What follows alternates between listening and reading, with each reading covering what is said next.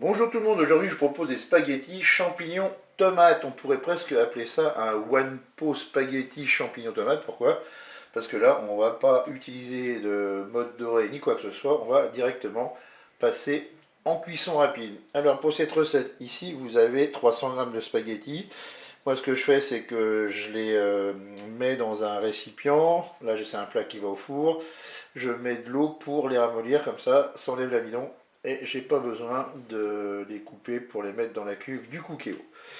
Je mettrai un cube de bouillon de bœuf, une petite boîte de tomates pelées, du curry, on va mettre du sel et du poivre. Voilà, j'aime bien, on va mettre un petit peu d'ail semoule. Là, j'ai fait un petit mélange, 2 cuillères à café de concentré de tomate et 1 cuillère à café de moutarde. Là, ici, vous avez 200 g de champignons de Paris. Moi, je les passe sous l'eau. Je les coupe ensuite en morceaux. Ici, 100 ml de vin blanc.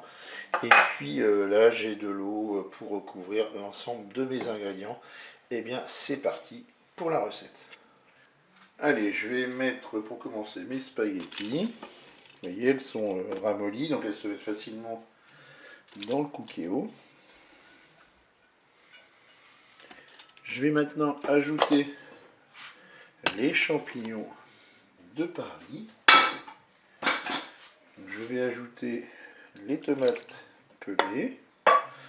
Je vais ajouter mon vin blanc. Je vais maintenant verser l'eau. Voilà, j'ai mis 500 ml d'eau. Je vais regarder si c'est suffisant. Oui, voilà, mes spaghettis sont recouvertes au ras. Maintenant, on va saler. Mettre un peu de poivre. On va mettre un petit peu d'ail semoule. Un petit peu de curry. On va émietter le cube de bouillon de bœuf.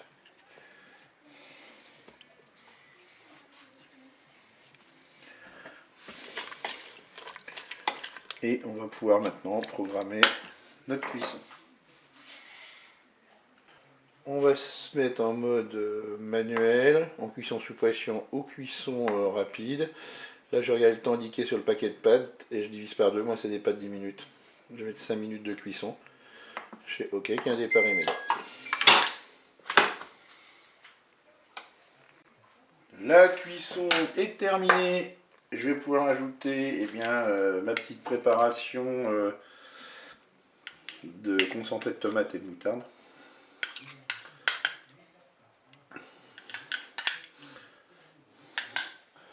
Je mélange.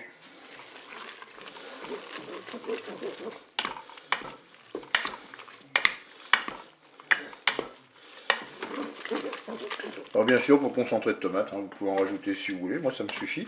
Et puis voilà, ce plat je vais le déguster avec quoi?